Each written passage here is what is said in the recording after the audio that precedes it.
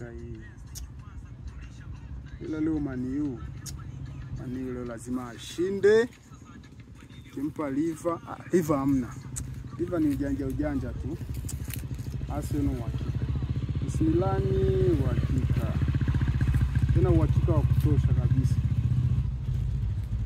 Maisha ya kubeti ndo haya. Tuna kazi kufanya. Vipi hapa? Yoji kabisa kama kaa. Wanipangilie. Naona mikeka nini safi. Uhakika. Sema Liverpool anazingua sana mwanangu. Liverpool anazingua na kati mimi ndo namwandaa nimpe hapo. Ile game juzi kati hapo kanichania kisenge mwanangu, yani simuelewi siku hizi. Hamna kelele. Sema nini mwanangu? Kuna issue hapa ipo makini sana. Issue kweli au ni ile issue mieyusho mwanangu? Iko serious kisenge mwanangu. Nipangilie. Sema nini?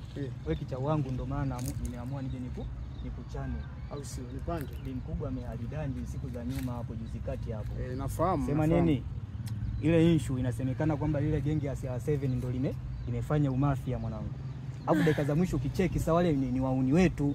Sasa kwa nini wafanye hivyo kwa bi mkubwa?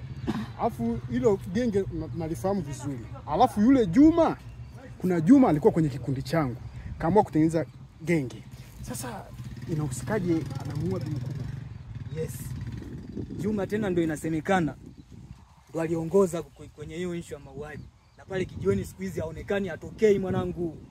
Ila huyu Juma anamtakia nini? Unajua mimi nilikuwa nimeshatoka kwenye masuala ya kigenge, nimeona nitulie na maisha yangu, afu kuradiki huyu Juma anataka kunichanganya. Sema nini? Nilikuwa nimekaushia mwanangu, lakini kwa sababu nimekuona kicha wangu, twende tukaliamsha. Ila Ansi, nikikuta mwanangu ni story za uongo mwanangu, tetesi tu unaleta ile itikadi zako za kikolo. Mimi mwanangu nitakutafuna. Ila unanijua mwanangu. Wewe unanijua. Ila unanijuaga mwanangu, unanijuaga. Vitu vya msingi mimi nakuleteaga serious. Sasa iweje mimi issue kama hiyo bwana nianze kucholesha msela wangu? Basi haina kelele. Hebu twende tumtokee. Haina. Hivi